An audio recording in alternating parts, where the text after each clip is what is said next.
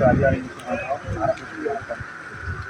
இந்த 58 கால்வாய் திட்டத்துக்கு வந்து மறை மாவட்டம் பேரூர் தாலுகா நல்லாவாய்க்குமட்டிலிருந்து நாங்கள் பேசிக்கிட்டு இருக்கோம். இரும்பலக்கம்மாய்க்காக 58 கால்வாய் திட்டத்தில் வந்து சுளம்பட்டியிலிருந்து மீனாட்சி ஜோதிநாயக்கி வரலும் கம்மாய்கள் சான்சன் ஆகி உள்ளது.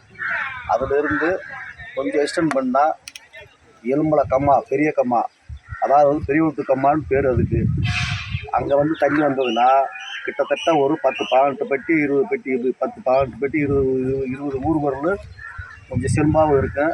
40 வருஷமாக மழை இல்லாதனால நிலத்தடி நீர் கிட்டத்தட்ட குறைஞ்சி ஒரு 90 அடி கீழே ஓடி போனது. ஆனால் ஏற்பட்ட விவசாயிகள் பூராமே தண்ணீர் நம்பி சும்மாட்டே கிடக்கா.